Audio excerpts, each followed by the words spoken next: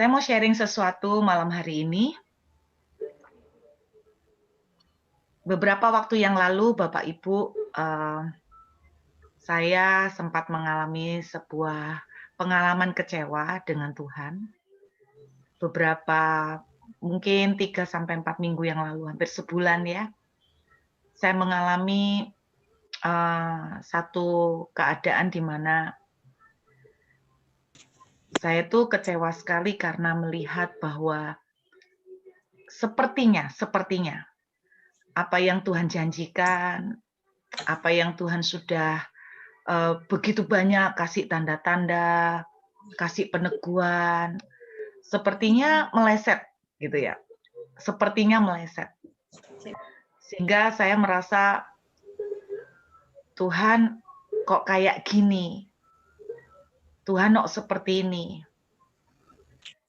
Dan saya merasakan banget bahwa begitu banyak rema, begitu banyak nubuatan yang berkaitan dengan sebuah impian ini, begitu banyak peneguhan yang saya terima. Dan ketika saya sudah tunggu-tunggu dengan yakin saya akan goal, dengan yakin saya akan berhasil, dengan yakin saya akan mendapatkannya, ternyata saya gagal. Langsung pada saat itu saya merasa, jangan-jangan semua yang saya dengar itu salah. Semua yang saya dapat dari nubuatan-nubuatan hamba-hamba Tuhan itu salah semuanya.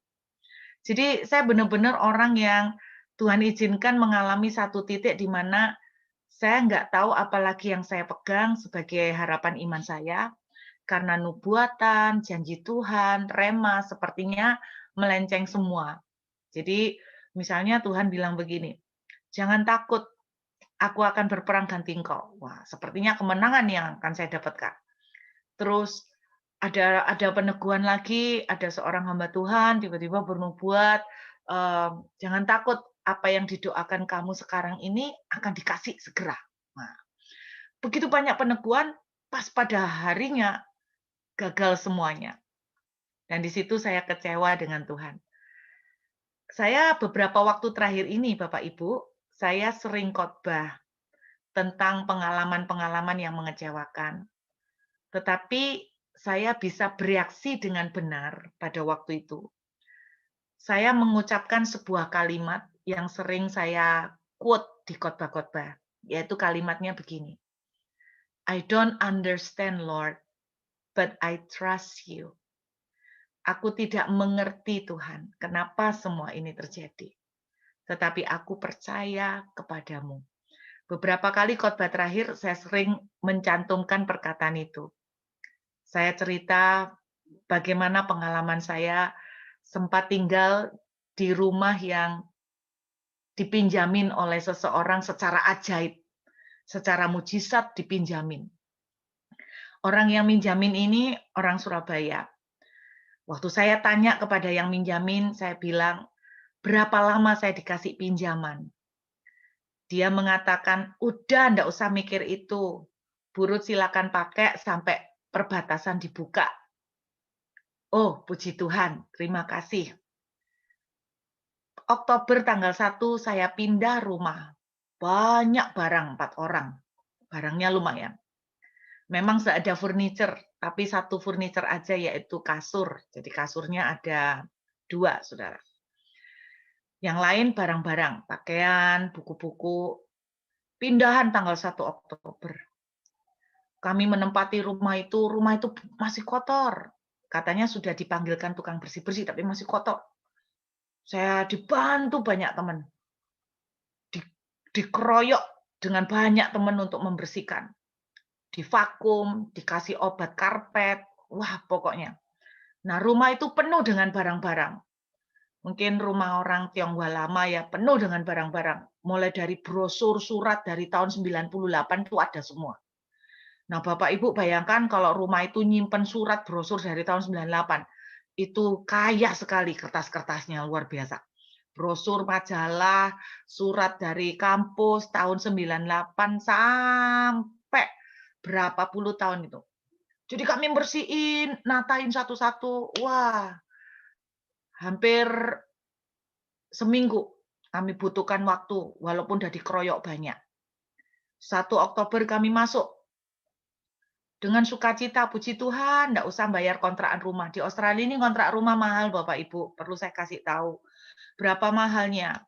Satu minggu itu sekitar $350 atau 3,5 juta.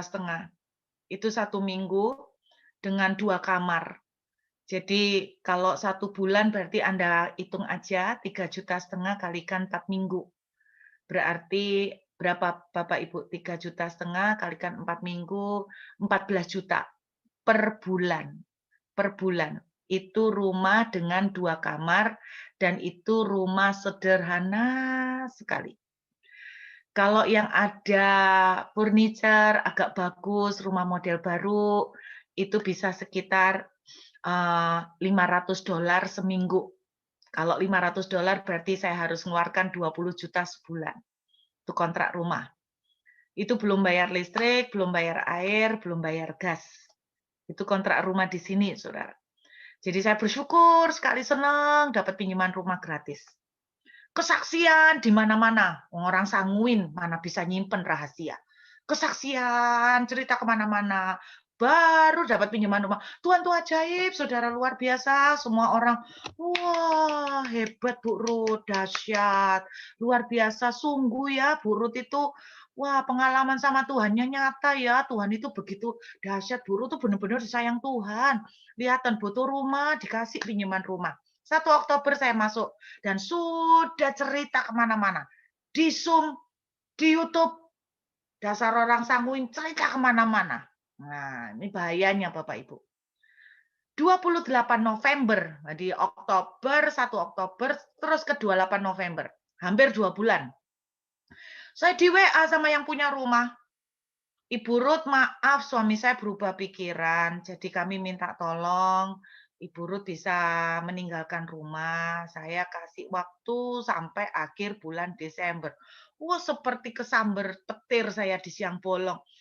Yang saya bayangkan itu tanggal 28 November, hari apa itu? 28 November itu hari apa ya Bapak Ibu? Nggak ada hari khusus ya? Maksudnya, itu pokoknya saya ingat hari Sabtu jam 8 malam saya di WA. Wah, yang saya pikirkan, gimana saya ngomong sama suami, karena yang maksa pindah itu saya. Karena dulu sebelum itu saya tinggal nunut sama teman yang sama-sama masuk ke Australia bawa anaknya bareng-bareng orang Surabaya. Mereka baik, tapi saya baru tahu kalau tinggal bareng orang itu satu rumah 2 keluarga itu serba salah tingkah ya, nggak bebas gitu loh Bapak Ibu. Mau masak, pagi-pagi mau masak, suaranya masak ikan rame berisik sekali. Sedangkan mereka tidurnya kalau malam itu tidurnya jam 3, jam 4 pagi Bapak Ibu. Jadi siangnya bangun jam 11, jam 12 Bapak Ibu bayangkan. Jadi serba salting gitu loh. Akhirnya enggak betah saya. Makanya saya maksa untuk kontrak. Anak-anak sama suami saya bilang enggak usah kontrak karena kita enggak punya duit untuk ngeluarin untuk bulanan. Tuhan kasih mujizat Tuhan, minta mujizat dong, minta duit buat kontrak rumah. Tuhan enggak kasih saya duit, Tuhan kasih pinjaman rumah. Seneng, kesaksian 28 November diusir. Saya bingung, saya ngomongnya apa sama suami, yang saya bingung mateng kon, sudah kadung ngomong di YouTube, sudah kadung ngomong di Zoom, ini apa orang-orang bilang katanya mujizat lah kok enggak sampai 2 bulan udah PHP gitu kan. Ya apa cara cerita sama teman-teman. Nah, di situ saya pengalaman dari situ pagi-pagi saya tanggal 29 November saya enggak bisa tidur, saya nangis. Tapi tiba-tiba Roh Kudus tuh berbicara di hati saya, "Jangan bereaksi salah loh ya, Nak, jangan bereaksi salah." Wah, langsung saya, "Tuhan, I don't understand, but I trust you." Aku tidak mengerti, tetapi aku percaya kepadamu. Itu reaksi saya. Suami saya juga bereaksi mirip, tapi ada tambahannya. Suami saya ternyata pada saat yang sama juga berdoa gini, "Tuhan, aku tidak mengerti kenapa ini terjadi. Kamu tuh loh engkau seakan-akan memberikan mujizat, nggak sampai 2 bulan mujizatnya ditarik lagi. Tuhan, aku tuh nggak ngerti kenapa ini terjadi, tetapi aku percaya kepadamu, engkau pasti punya maksud baik. Tetapi tetap izinkan aku masih marah sama yang punya rumah. Izinkan aku ngamuk dulu sama yang punya rumah, Tuhan. Aku kecewa, aku sakit hati sama yang punya rumah. Jadi itu doanya mirip, saudara. Jadi saya pagi itu bereaksi, Lord, I don't understand, but I trust you. Aku tidak mengerti, tapi aku percaya kepadamu. Singkat cerita, jam 8 pagi saya berdoa, jam 2 siang mujizat terjadi. Tuhan kasih kami pinjaman rumah luar biasa, rumah baru grass hanya dalam waktu berapa jam. Bahkan rumah ini diperlengkapi dengan luar biasa Bapak Ibu. Kalau Anda lihat ini latar belakang rumah ini, rumah yang saya dipinjamin ini 3 kamar, dan yang punya rumah begitu luar biasa baik, sampai rumah ini diperlengkapi dengan dibelikan kulkas. Kulkasnya itu bukan sembarang kulkas, saya enggak tahu di Indonesia ada enggak ya. Kulkasnya itu ada layarnya, jadi kita bisa lihat YouTube, kita bisa Instagram-an, kita bisa WA-an di kulkas. Jadi saya enggak tahu Surabaya sudah punya enggak ya kulkas, itu sebelah sini ada layarnya, Pak. Nah, Pak Eko mungkin belum pernah tahu ya, Pak, ya. Nah, ngangkat kulkas ini berat, Pak, mungkin lebih berat daripada ngangkat Pak Eko gitu ya.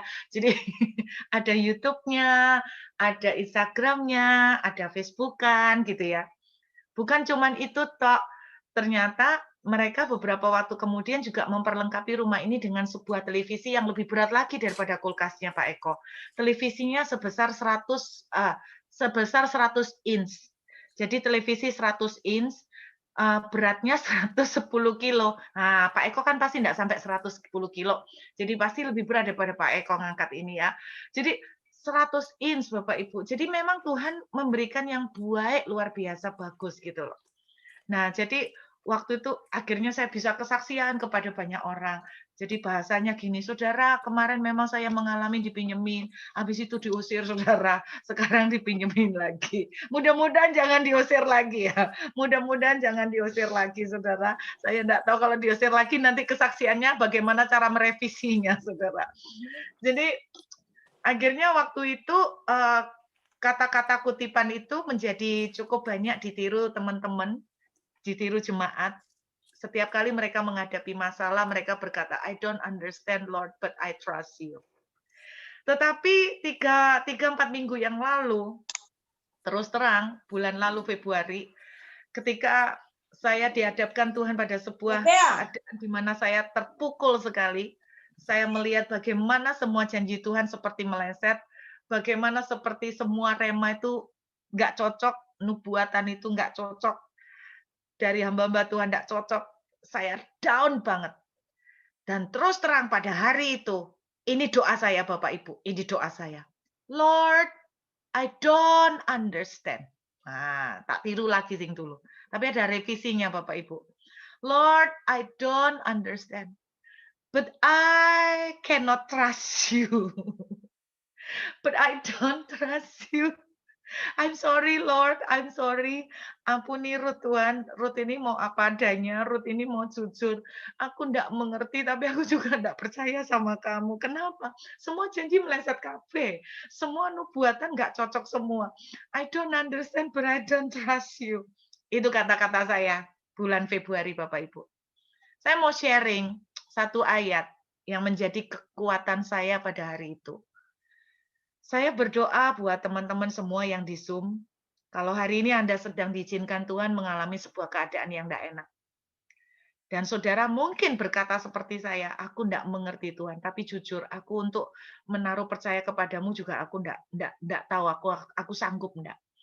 Maka saya berdoa mudah-mudahan ayat ini bisa menguatkan, karena ayat ini menjadi kekuatan saya pada waktu bulan lalu. 2 Timotius 2, ayat yang ke-13. 2 Timotius 2 ayat yang ke-13. Ya, bisa sharing screen ya. Jika kita tidak setia, dia tetap setia karena dia tidak dapat menyangkal dirinya. Jadi saudara, gimana ya? Kalau kita lihat bahasa Indonesia kita bingung. Kalau saudara lihat versi bahasa Inggrisnya, oke ya. Nah, nih lihat. Ini KJV ya. Ada sebuah versi yang lain. If we believe not. Nah, kalau ini ditulis kalau kita tidak percaya. Wah, bukan kita tidak setia. Beda ya. Kata tidak setia sama tidak percaya di sini beda terjemahannya. Jika kita tidak percaya, namun dia tetap setia. Karena dia tidak dapat menyangkal dirinya sendiri. Nah, saya mau nerangkan. Kalau kita tidak percaya, dia tetap setia. Kata deny atau menyangkal, bahasa kata deny atau menyangkal, bahasa Inggris yang lain dipakai dengan kata disown. Disown. Jadi bukan deny. If we believe not, yet he abided faithful. He cannot disown us. Nah, saya mau nerangkan kepada Bapak Ibu arti kata disown. Own itu artinya memiliki. Disown berarti tidak memiliki lagi. Nah, saya terangkan ya sekali lagi. Own itu memiliki. Contohnya, saya mempunyai sebuah villa. Bisa saya memakai kata-kata I own a villa. Saya mempunyai sebuah properti. I own a property. Boleh kita pakai kalimat seperti itu. Tetapi ketika muncul kata disown, kalau saudara lihat di kamus, kalau kita pakai kata disown, maka kita tidak bisa memakai itu untuk barang. Jadi contoh, I own a house. Saya mempunyai sebuah rumah. Kemudian ketika rumah itu kita jual, saya bilang saya tidak mempunyai rumah itu lagi. Maka saudara tidak boleh memakai kata I disown the house. Tidak boleh. Karena kata disown hanya dipakai untuk memutuskan hubungan kepemilikan, bukan dengan barang, tetapi dengan sesuatu yang menyatu dengan kita, sesuatu yang begitu dekat dengan kita, memutuskan sebuah hubungan. Itu kata disown. Jadi lebih menyangkut dengan sesuatu yang dekat dengan kita, sesuatu yang menjadi satu dengan kita, bahkan sesuatu yang tinggal bareng dengan kita. Jadi saya nggak boleh pakai kata I disown the house. Nggak boleh. I disown the job. Nggak boleh. I disown property. Nggak boleh. Tetapi saudara bisa pakai kata ini. I disown misalnya my grandchildren. Maka itu artinya saya memutuskan hubungan dengan cucu-cucu saya. Anda bisa nangkep ya. Kata disown hanya dipakai untuk orang dalam rangka hubungan. Dan kata disown hanya bisa dipakai untuk sesuatu yang menyatu dengan kita. Nah, kalau saya mau terjemahkan ayat ini bagus banget artinya, Bapak Ibu dengar. Sekalipun kita tidak percaya,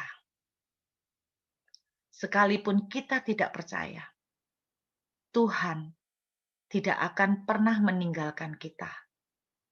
Karena Dia tidak dapat memotong darah dagingnya. Itu terjemahan aslinya. Dengarkan baik-baik, saudara.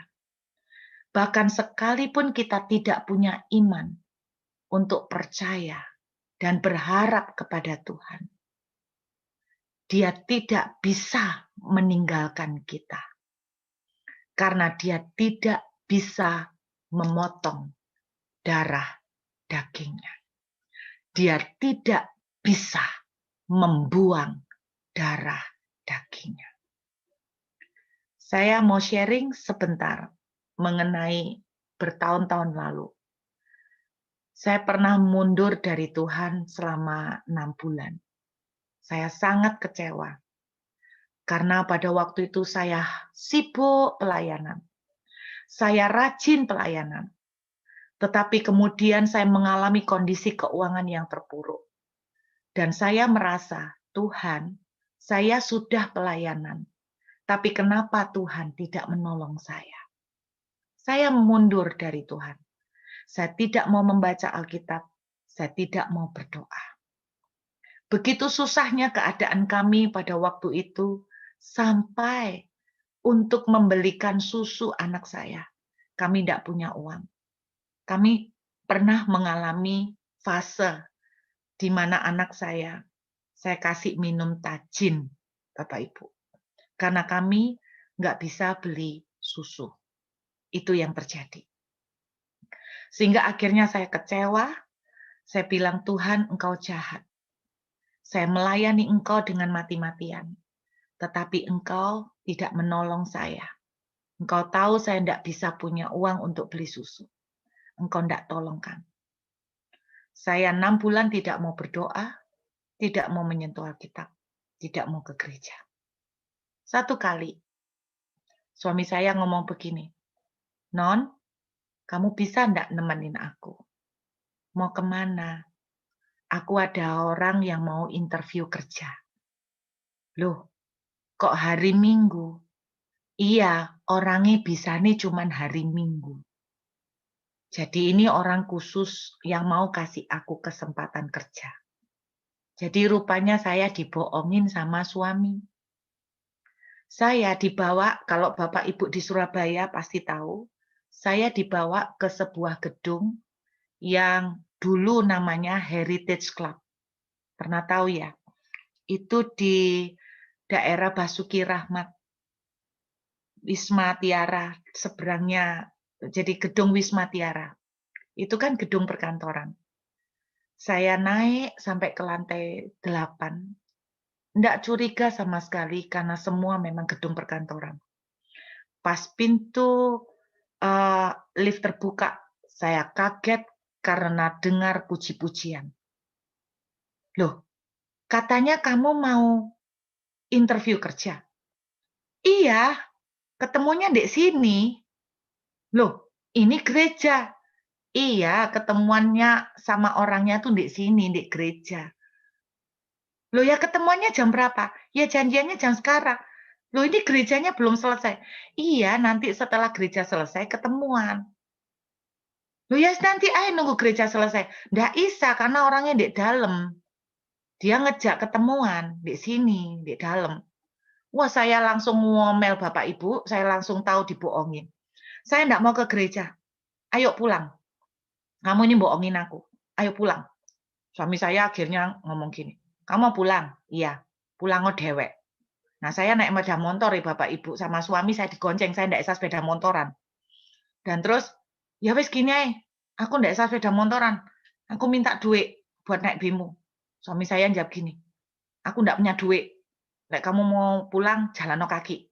Ya akhirnya kepepet Bapak Ibu, gak bisa naik bemo, jalan kaki ya wadoy dari Basuki Rahmat. Terus akhirnya apa yang terjadi? Saya terpaksa sambil cemberut masuklah ke gereja. Duduk di bangku paling belakang, sudah bangku barisannya itu bangkunya itu nempel sama mejanya sound system. Nah, Bapak Ibu bisa bayangkan tuh belakang banget. Jemaatnya ada sekitar 300 orang. Jadi ada dua kolom. Satu kolom itu per baris itu ada sekitar 12 kursi. Pendetanya habis khotbah langsung turun bawa mic. Sama seseorang buntutin dia bawa alat rekam. Saya langsung tahu, oh ini pendeta mau doa orang. Cuman saya ini nggak enak, kan itu panjang dari panggung. Kok orang ini dari panggung jalan terus, kok pandangannya kayak ke arah saya, entah saya GR-GR atau sensitif, kok pandangannya ke arah daerah saya ya. Wah langsung saya ndredeg, saya bilang gini, Mandarojo aku rek, Mandarojo aku, gitu kan. Mudah-mudahan jangan saya, mudah-mudahan jangan saya. Tetapi seperti kata kitab Ayub, apa yang kamu takutkan, itulah yang terjadi. Saudara nih pendeta jalan sampai ke belakang, ke barisan di mana saya duduk. Saya pikir dia tidak mungkin doakan saya karena saya duduknya hampir ke tembok. Lagian di sebelah kanan saya tajik-tajik semua gede-gede. Nggak mungkin dia belani masuk cuman buat doa saya, nggak mungkin. Dia ternyata belani masuk, Bapak Ibu, permisi, permisi, permisi gitu. Masuk. Ternyata benar saudara sampai ke saya langsung main tumpang tangan. Saya kan enggak mungkin ngelesin gini kan, enggak mungkin. Pasrah saya Bapak Ibu, saya cuman bilang gini, "Ya sudah, pertama dan terakhir." Duh, dia kalau ndoano, saya ngerti ini pasti ndoano. Lah aku ini kan wedi kebongkar toh Bapak Ibu, ngaku lagi murtad kok. Nah aku kan aku takut kebongkar aibku. Lah dhek pakai mic ya. Lah lek kebongkar di depan 300 orang apa gak ngisi-ngisini. Makanya saya dalam hati gini, ya wis pertama dan terakhir. Ternyata bukan terakhir, sampai hari ini saya berjemaat di situ Bapak Ibu. Jadi pendetanya tumpang tangan terus ngomong gini, oh waktu ngomong tuh saya enggak percaya. Dia bilang gini, "Aku tahu hidupmu susah." Nubuatannya gitu. Dalam hati, Pak, nubuatan nok basi. Nggak usah butuh karunia nabi untuk tahu muka saya susah. Orang susah itu muka ketok. Bener ndak? Apalagi gak iso tuku susu tambah ketok muka susah. Wong saya ndak susah aja loh dari dulu waktu kuliah. Selalu teman-teman saya bilang gini, Bu Ruth, waktu teman-teman saya kuliah, kamu kok muka ketok susah, kamu ada masalah apa? Gitu loh. Aku selama kuliah tuh mesti tanya konco-koncoku gitu. Berarti mukaku ini muka susah. Makanya Bapak Ibu, saya ini kalau jadi pendeta, itu lek ndak senyum titik, jemaat itu langsung mikir aku tuh sumpek. Nah, lek jemaat mikir aku sumpek, mereka tuh akan mikir gini loh, pendeta sumpek. Ya apa pendeta ini harus nguatno jemaat. Nah kok pendeta ini malah sumpek. Wah, ini pendeta nggak gena iki. Kok pendeta ini sumpek. Jadi muka saya ini memang muka, Bapak Ibu lihat muka saya ya. Kalau ndak senyum. Lah wis ketok kayak kepikiran toh. Iya toh? Kayak akeh pikiran toh?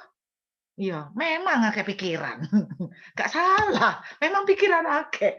Loh tapi siapa sih nggak pernah punya pikiran, ya toh? Oh, selama masih punya otak ya punya pikiran. Lah nggak mau punya pikiran ya nggak usah punya otak, kan gitu Bapak Ibu ya?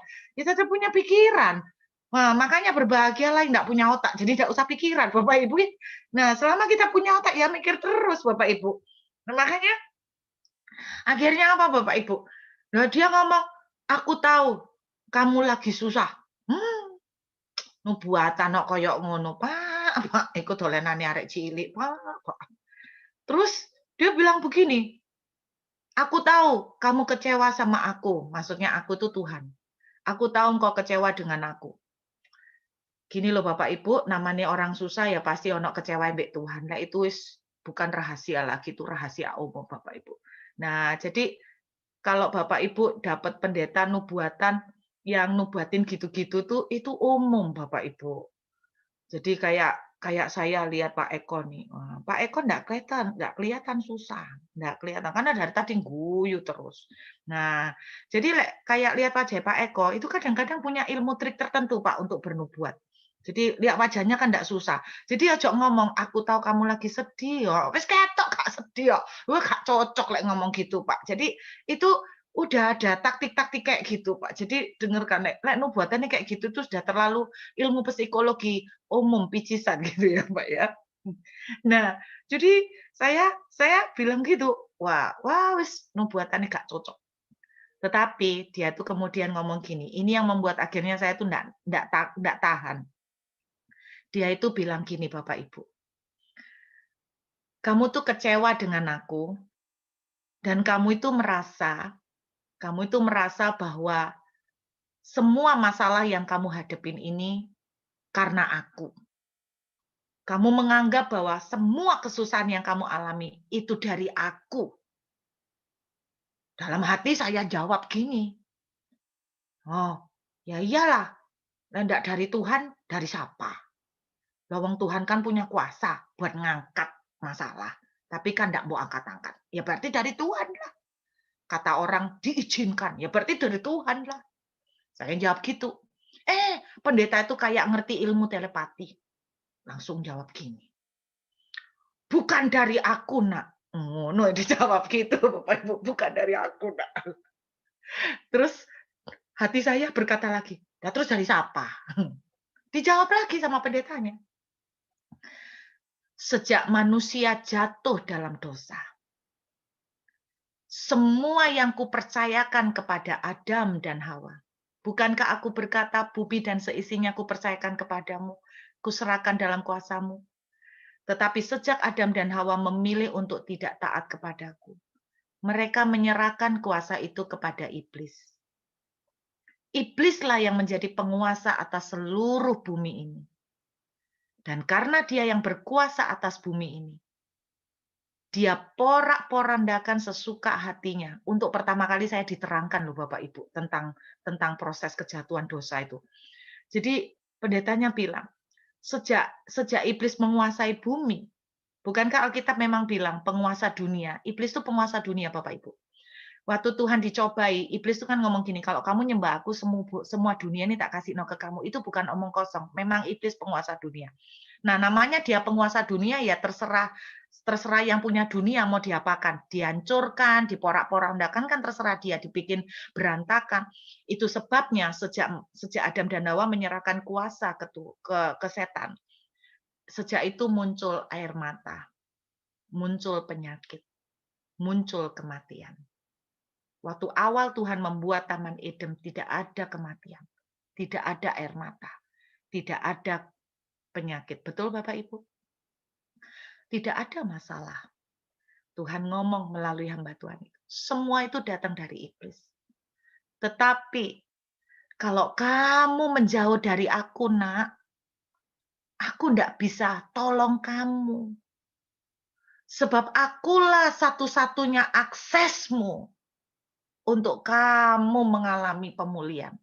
Kembalilah nak, aku akan pulihkan kamu.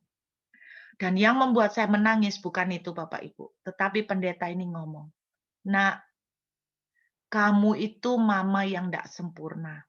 Saya waktu itu sudah punya anak 2. Kamu itu bukan mama yang sempurna.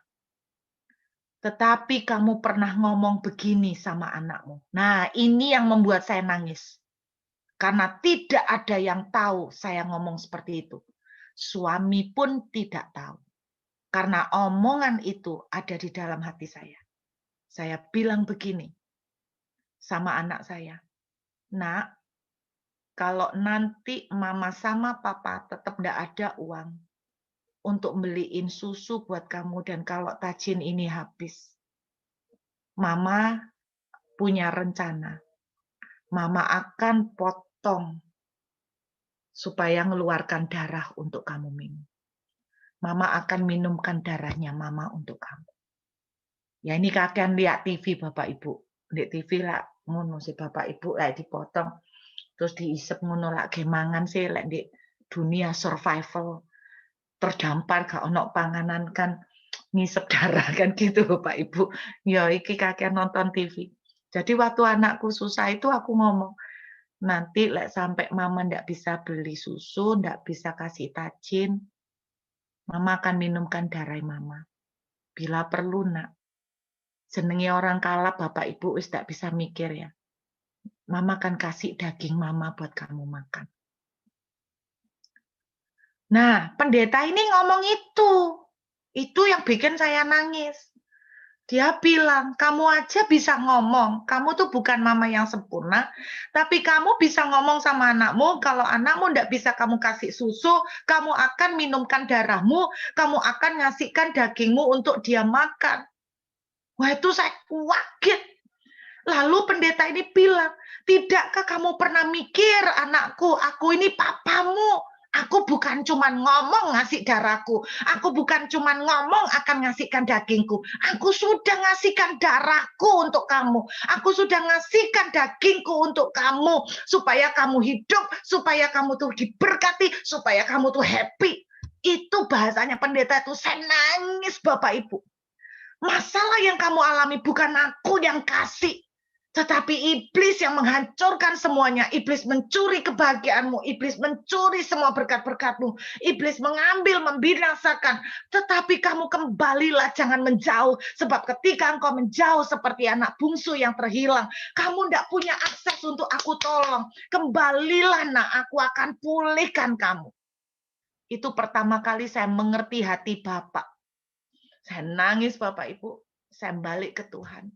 3 bulan kemudian kondisi kami secara ajaib dibalik oleh Tuhan. Nah, Tuhan ingatkan bulan lalu ketika saya ngomong, I don't understand, Lord. But I don't trust you.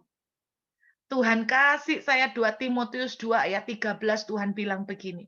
Nak, dengar. Sekalipun kamu tidak punya iman untuk percaya sama aku. Walaupun kamu hari ini tidak ngerti dan kamu tidak punya iman untuk percaya sama aku. Kamu tidak ngerti aku. Bahkan kamu tidak percaya sama aku. Aku tidak akan pernah tinggalkan kamu.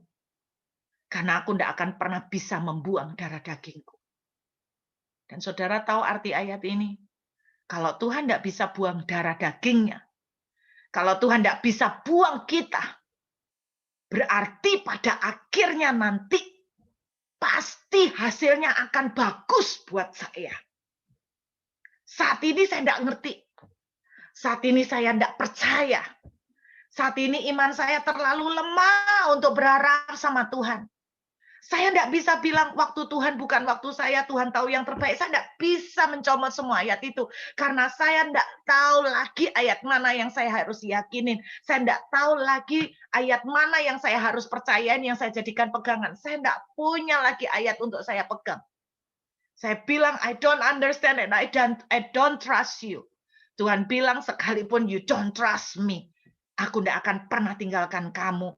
Aku akan terus nempeli kamu, nak, karena kamu darah dagingku dan aku tidak pernah bisa membuang darah dagingku. Dan kalau Tuhan tidak bisa membuang darah dagingnya, berarti pada ujungnya pasti pada ujungnya, Mas Yos, sekarang saya kelepek-kelepek bingung nggak ngerti. Pasti pada ujungnya nanti akan bagus. Ada satu kalimat yang Tuhan ngomong begini sama saya, Bapak Ibu.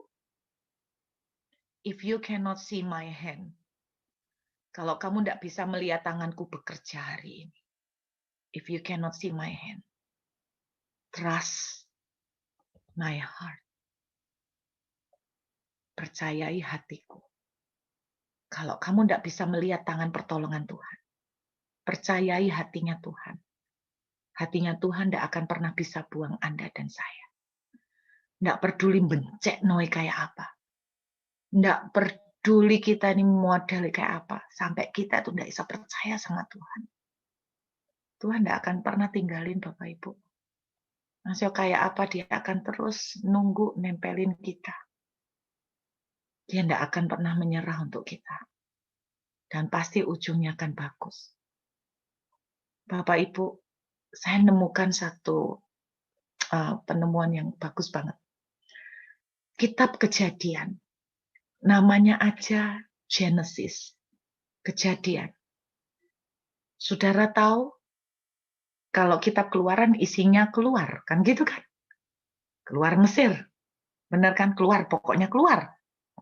Kalau kitab Kejadian, isinya tentang semua penciptaan, semua pembentukan, semua pembuatan.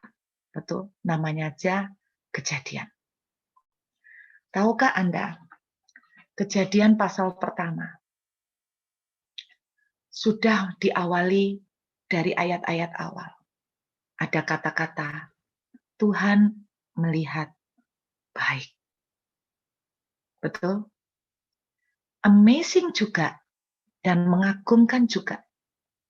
Kejadian pasal 50 sebagai kejadian pasal yang terakhir juga ditutup dengan munculnya kata-kata semuanya baik. Saya ulangin. Kejadian pasal 1. Saya tidak bilang kejadian pasal 1 ayat 1. Kejadian pasal 1. Ada kata-kata yang mengawali kitab Kejadian, yaitu semua baik. Amin. Dan amazingnya, kitab Kejadian diakhiri dengan pasal 50. Dan di pasal 50, ada kembali lagi kata-kata, semuanya baik. Saudara tahu artinya? Dari awal sampai tujuan akhir, semua akan bagus. buat saudara dan saya. Di tengah kejadian, banyak proses. Saya tunjukkan. Kejadian 1, ayat 4. Inilah mulai kata-kata good. Kejadian 1, ayat 4. Allah melihat bahwa terang itu baik. Lalu dipisahkannya lah terang itu dari gelap. Dan Allah menamai terang itu siang, gelap itu malam. Jadilah petang dan jadilah pagi, itulah hari pertama. Perhatikan kata-kata. Tuhan melihat terang itu baik. Amin. Kita lihat Kejadian 50.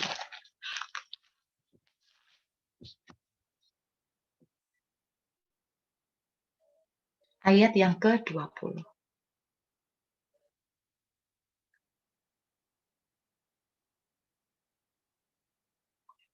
Memang kamu telah merekakan yang jahat terhadap aku, tetapi Allah telah mereka-rekakannya untuk kebaikan. Saudara, waktu saya melihat ini, Tuhan itu bilang begini, dari awal aku tuh melihat baik. Tetapi di Kejadian 50, ini yang ngomong bukan Tuhan. Yang ngomong adalah Yusuf. Yusuf akhirnya bisa berkata, manusia bisa berkata, ternyata semuanya jadi baik. Saudara, semua baik. Kita sering bilang bahwa semuanya baik, semuanya baik. Kadang-kadang kita berpikir bahwa kalau semuanya baik itu tidak ada gelapnya. Saudara perhatikan, pada waktu Yusuf ngomong, semuanya itu baik. Yusuf tapi melewati dengan yang namanya kegelapan. Betul Bapak Ibu? Saudara, dia dibuang ke sumur, dia dikhianatin, dia difitnah. Tapi pada akhir dari semua ceritanya, Yusuf pada waktu ketemu dengan saudara-saudaranya, jangan dibilang Yusuf tidak tergoda untuk balas dendam. Yusuf tergoda untuk balas dendam. Saudara ingat kejadian dia sengaja memasukkan cup atau piala ke dalam barang-barangnya saudara-saudaranya dengan tujuan untuk memfitnahkan. Yusuf itu tergoda, saudara, untuk bahasa koinya itu untuk ngekuai mereka, untuk sedikit mempermainkan mereka. Yusuf itu tergoda. Saudara, di dalam proses gelap, di dalam masa-masa tidak gampang, kadang-kadang kita itu tergoda untuk melakukan hal-hal yang negatif. Balas dendam lah, kecewa lah, marah lah. Tetapi Yusuf pada akhirnya bisa bereaksi dengan benar.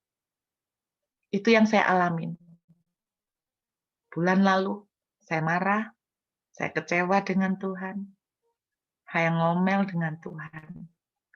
Tetapi pada akhirnya, Yusuf bisa bereaksi dengan menang.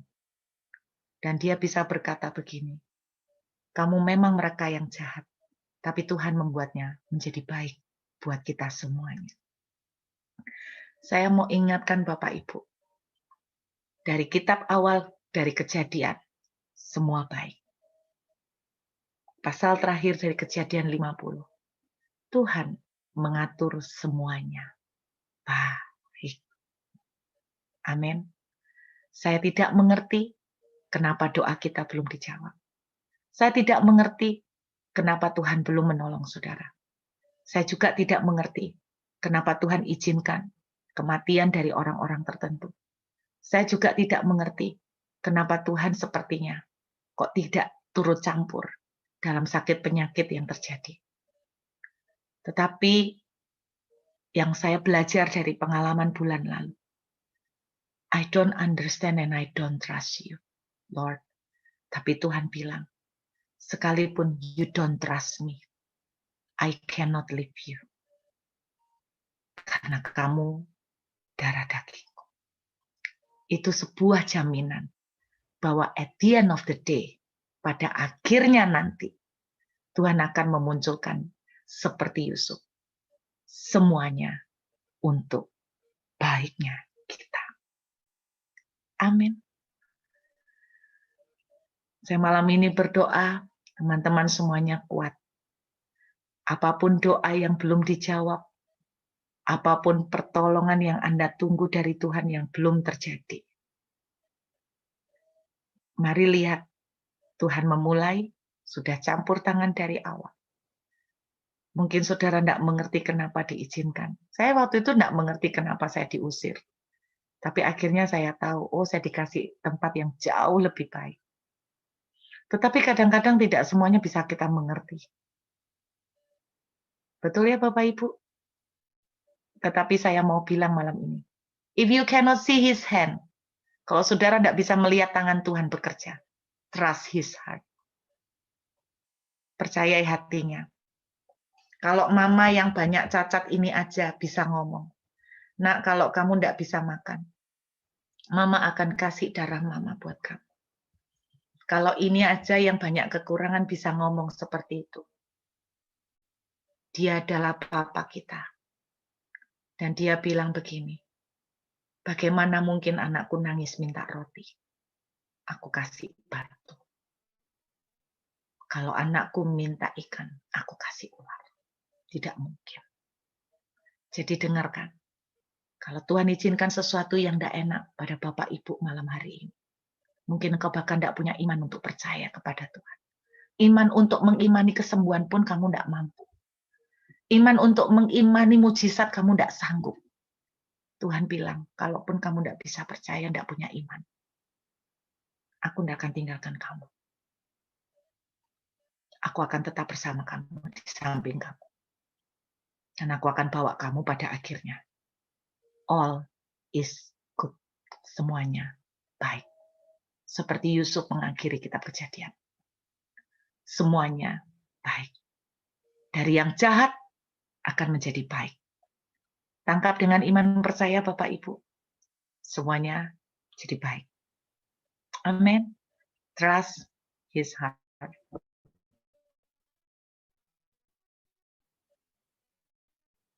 Dia rela untuk kasih darah dan dagingnya buat kita semua.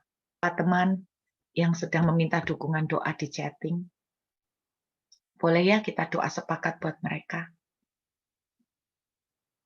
Ada untuk bayi Evangelist Kimberly dari penyakit otak langka. Dia meminta supaya Tuhan Yesus memberikan otak yang baru dan jalan keluar secara medis. Untuk keluarga dari Baby Kimberly ya, saya mau sharing sedikit. 3 minggu lalu saya melayani sebuah Zoom. Saya tidak tahu Zoom itu ternyata dibikin untuk salah seorang yang mengalami penyakit langka, tapi kanker paru. Kanker paru jenis langka. Dan saya lebih tidak tahu lagi ternyata yang ikut Zoom itu adalah orang yang belum kenal Tuhan. Dan satu Zoom tidak sampai 10 orang, isinya adalah keluarga orang yang mengalami kanker paru ini. Dan kebanyakan mereka juga belum kenal Tuhan. Entah kenapa hari itu saya mengajak mereka untuk perjamuan kudus. Bayangkan, ada mama dari yang sakit ini, itu ternyata, mohon maaf, kuat sekali keyakinannya dengan kepercayaan tradisional. Ya. Jadi saya tiba-tiba main sikat aja, enggak tanya dulu. Saya ajak mereka perjamuan kudus. Tetapi saya bilang begini, saya menerangkan ke kalian apa arti perjamuan kudus. Saya angkat roti dan saya bilang, kalian lihat roti ini. Ini cuma roti. Tuhan itu bilang, lakukan ini untuk mengingat apa yang aku lakukan di atas kayu salib. Saya bilang, Anda tahu enggak? Waktu Yesus dicambuk, disiksa di atas kayu salib, setiap cambukan itu adalah setiap penyakit. Ternyata ditemukan bahwa jumlah cambukan, jumlah luka di badan Yesus, jumlah semua luka memar, itu sama dengan jumlah segala spesies penyakit di dunia. Setiap kali Yesus dilukain, sebuah penyakit ditancapkan di tubuhnya. Setiap kali Yesus disakitin, sebuah penyakit yang lain dihunjapkan di badannya. Nah, ketika Yesus ambil semua ini, akhirnya dia mati. Dan kemudian kabar gembiranya, dia bangkit. Berarti penyakit itu sudah dikalahkan. Nah, Tuhan bilang begini, waktu kamu makan roti ini, kamu koinonia dengan aku. Anda tahu arti koinonia? Artinya begini, apa yang jadi milikku, jadi punyaku. Dan saya bilang begini, waktu kita makan ini, Yesus sudah bangkit. Berarti yang bangkit itu badan yang baru. Karena badan yang kena sakit sudah selesai. Dan saya bilang, yuk kita makan. Saat kita makan, badanmu jadi baru. Penyakit sudah dikubur dan sudah dikalahkan. Penyakit kanker paru, aku perintahkan kamu pergi dalam nama Yesus. Sesederhana itu. Darah, yuk kita minum. Oleh bilur-bilur darahnya, kamu sudah sembuh. Dan waktu kita minum, kamu percaya darah Yesus ngalir, semua kanker digelontor dalam nama Yesus. Seminggu kemudian, dia harus menjalani operasi. Operasi itu bukan menyembuhkan karena dokter tidak bisa menemukan penyakit langka ini bagaimana penyembuhannya. Dia posisi di Amerika. Hari Selasa dia harus menjalani operasi. Hari Senin dokter melakukan recheck semuanya sekali lagi secara menyeluruh. Dan dokter terkejut karena ditemukan kanker di paru-parunya dia mengering seperti kulit mati. Dia sembuh total. Dia mengalami terima Tuhan. Sak mama-mama nih terima Tuhan. Saudara, saya berdoa, keluarga Kimberly, dengarkan baik-baik. Dengarkan ini. Bayi ini tidak bisa mempunyai iman untuk tubuh dan darah. Untuk apa yang Yesus lakukan. Papa, mama, dan keluarga yang berdiri. Dengarkan baik-baik. Berdiri buat anakmu. Yesus bukan cuma bluffing, kasih tubuh dan darahnya. Kalau saya kan cuma ngomong. Nggak ada tajin sungguhan, nggak ada duit untuk beli susu, belum tentu sungguhan darahku tak tubuhku tak silet tak kasih no darahku. Belum tentu loh, sungguhan. Itu kan lagi sumpek toh, lagi kepepet gak iso mikir. Tapi misalnya kejadian beneran, aku belum tentu loh sungguhan nyilet tanganku untuk tak minum no darah, belum tentu loh Bapak Ibu. Jenenge mama kakean ngomong. Kakean bicara. Lambe tura katanya. Lambe tura Bapak Ibu. Tuhan benar, Tuhan itu ngomong, kamu aja yang model kayak gini aja, yang banyak cacat, kamu loh bisa ngomong kayak gitu, kamu tuh loh, ndak lihat aku ini papamu, aku bukan cuma ngomong toh, aku sudah melakukannya. Jadi dengarkan buat keluarga Kimberly, Tuhan sudah melakukannya buat bayi evangelis Kimberly ya. Dan ada satu lagi juga sakit, Buru, saya minta dukungan doa untuk adik saya yang hari ini kena stroke ringan, saraf yang pecah, biar Tuhan sembuhkan. Kita berdoa ya untuk kedua. Ada yang anak saya kecanduan main game. Oke. Kecanduan main game nih. Kecanduan main game, terus ada lagi jual tanah mau laku. Ya, oke, jual tanah supaya laku. Ya, kalau belum laku berarti Tuhan itu punya rencana baik ya, siapa tahu nunggu pembeli sing uapi hargane. Kan gitu ya. Dan siapa tahu Tuhan bisa kasih, bukan Tuhan bisa kasih pertolongan keuangan tanpa harus jual rumah loh. Betul enggak Bapak Ibu? Saya kemarin khotbah tentang perahu, waktu cerita Yesus jalan di atas air, Petrus jalan di atas air itu loh. Waktu perahu ini tiba-tiba di tengah-tengah Danau Galilea terus tiba-tiba sampai ke seberang. Saya tuh bilang gini loh, Tuhan loh enggak butuh perahu untuk bawa kita sampai ke seberang. Jadi saya percaya Tuhan mau memberkati keuangan, betul ya? Tuhan enggak butuh perahu. Betul, tiba-tiba bisa langsung sampai ke seberang. Ya, terus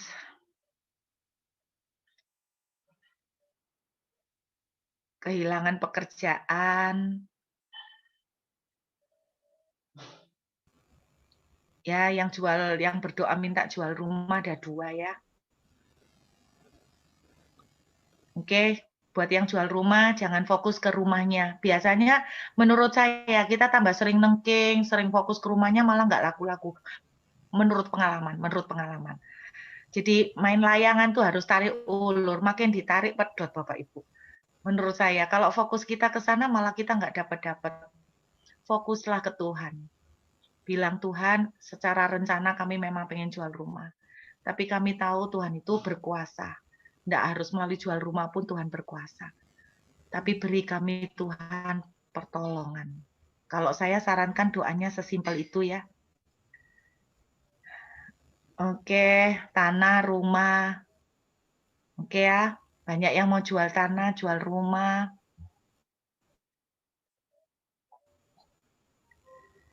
Itu ada saya nih. Oke ya, ini ada yang berdoa minta untuk temannya. Nah, mungkin saya sarankan untuk ibu yang berdoa untuk temannya ya, ini nggak cukup didoakan ya Bu. Orang ini harus dilayani. Jadi saya percaya Tuhan juga pasti mengutus ibu untuk melayani mereka, melayani orang ini, melayani teman ibu ya. Karena kalau cuma doa tok nggak bisa, dia harus dilayani. Oke. Ini ada yang kena kanker stadium 4.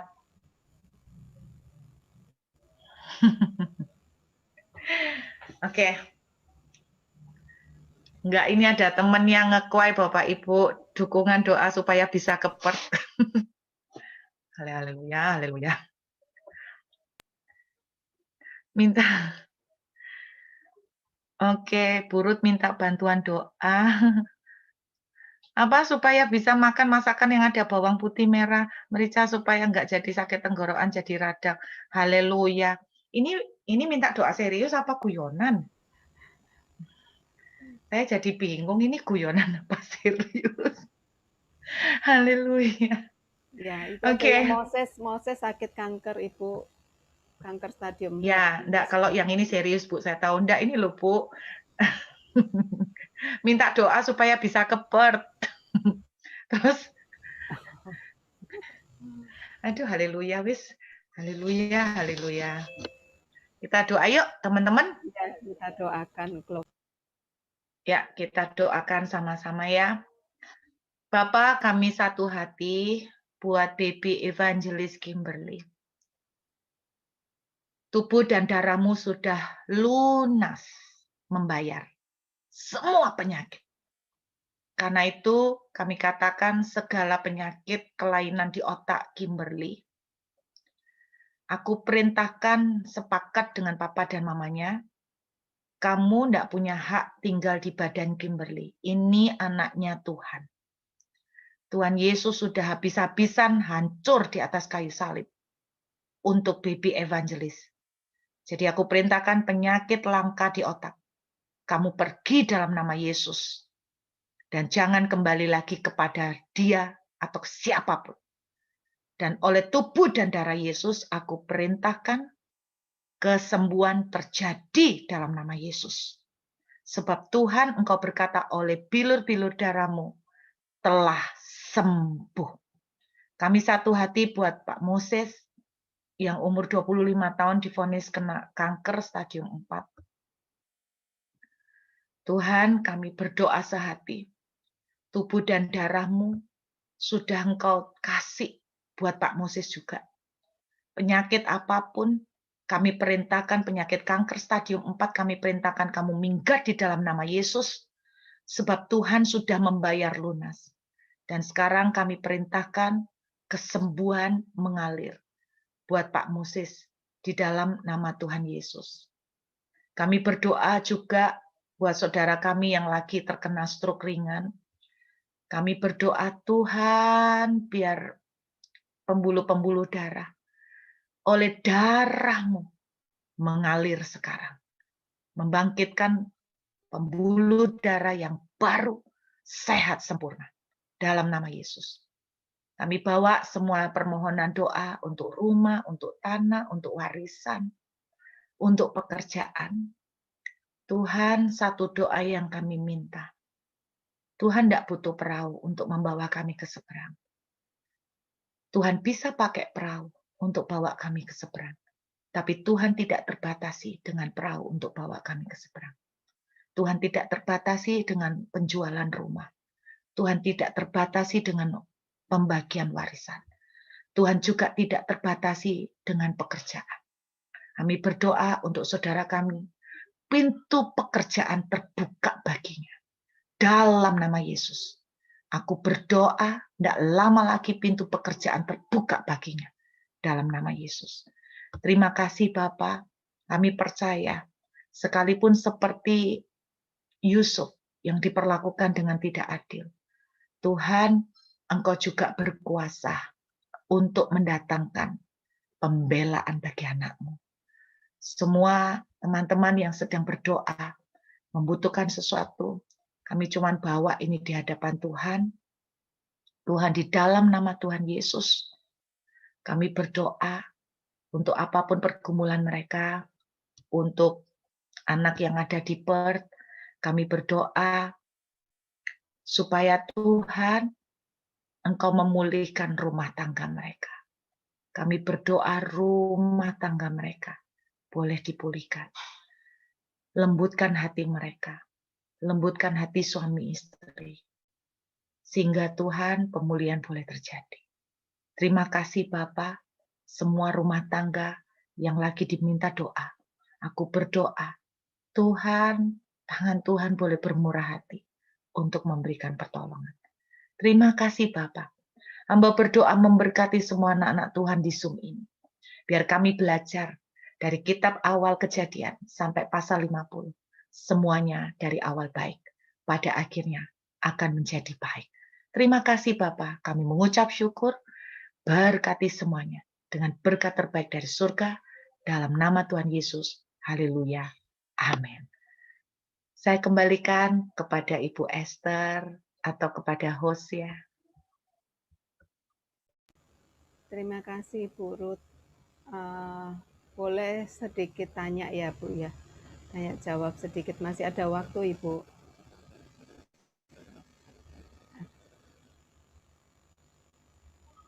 Ya Bu. Ya, ini kan banyak yang orang yang bentar-bentar. Banyak orang yang beberapa selama pandemi ini ya, yang saya temui ya. Ya seperti yang tadi Ibu Ruth cerita, mereka kecewa sama Tuhan karena ya banyak nubuatan yang mereka terima yang dari sebelum pandemi sampai pandemi masuk sampai sekarang banyak yang belum terjadi. Nah, ada yang kecewa sama Tuhan, ya macam-macam. Ada nasihat apa Bu, misalnya untuk supaya mereka kita sudah layani juga untuk orang-orang ini. Ya, ini waktunya kita supaya ndak belajar juga untuk mencari Tuhan sendiri ya Bu ya.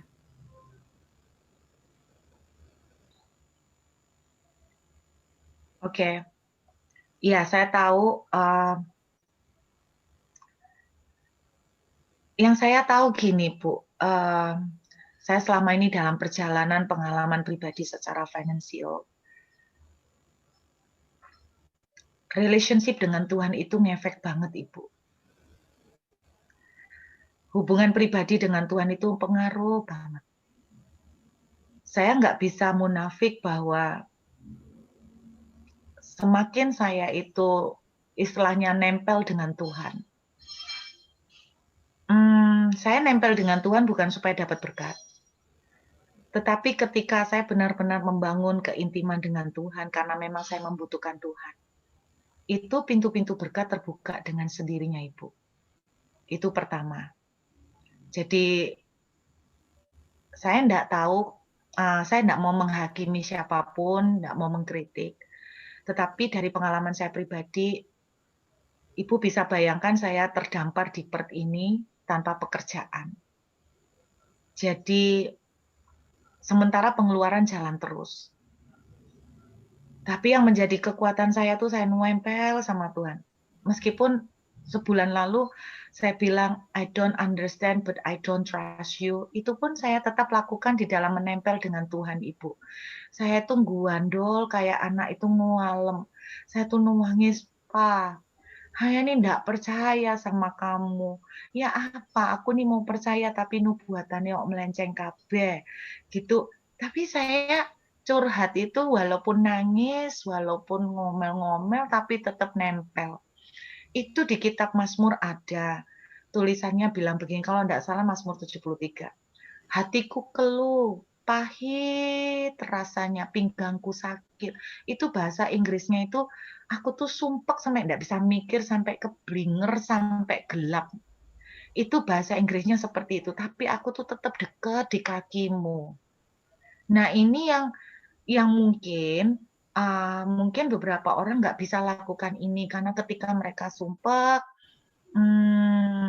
mereka nggak bisa tetap nempel di kaki Tuhan. Nah, saya itu saat sumpek itu nuangis tok, Bu. Saya bisa jam-jaman di kamar ya.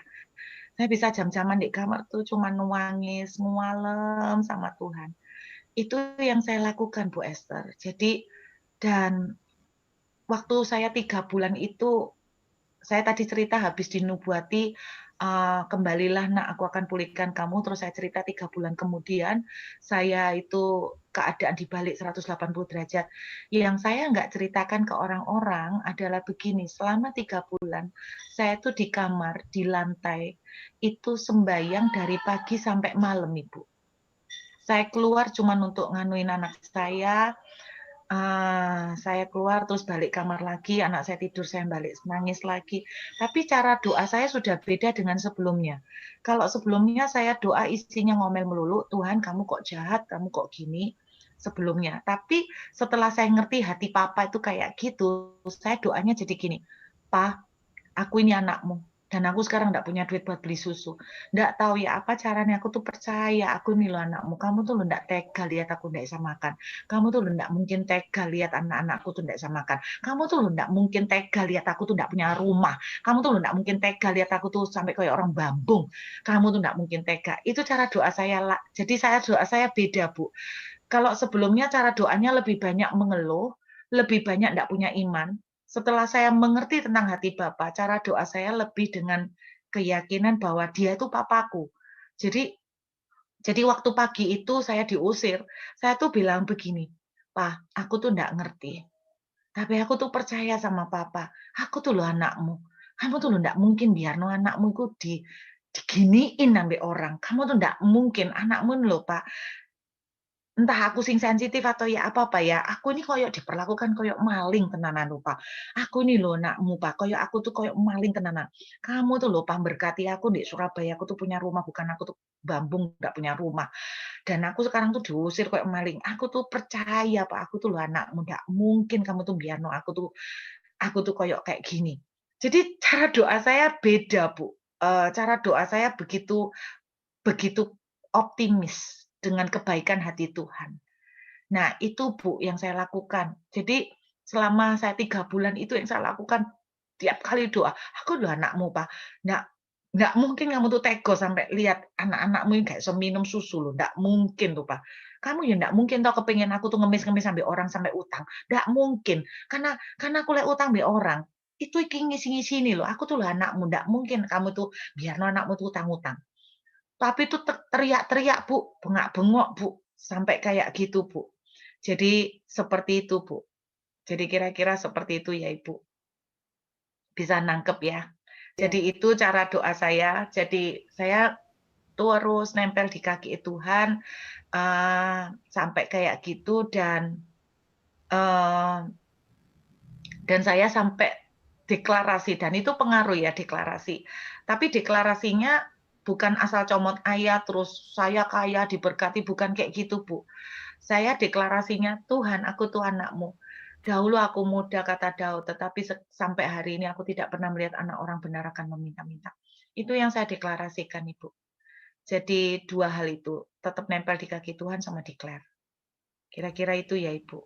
Oke, thank you Bu untuk tipsnya. Kita bisa coba semua mulai sekarang, mulai malam ini kita harus declare. Jadi benar-benar saat pandemi ini iman kita diuji ya Bu ya. Jadi yang sakit mungkin yang belum sembuh tetap harus percaya bahwa iman Kristen itu bukan cuman sakit sembuh, yang miskin diberkati ya Bu ya, tapi justru saat-saat seperti ini ya, kita tuh diuji kesetiaan kita ya Bu ya. Iya, betul. Betul, Ibu. Jadi ya benar-benar kita harus gandol banget sama Tuhan, nggak bisa yang lain juga. Iya, Termasuk juga benar, Ibu. ya hamba Tuhan juga punya ada masalah ya Bu ya. Jadi hamba Tuhan nggak mungkin dikejar-kejar terus karena masing-masing orang pasti punya masalahnya sendiri-sendiri. Iya. Oke.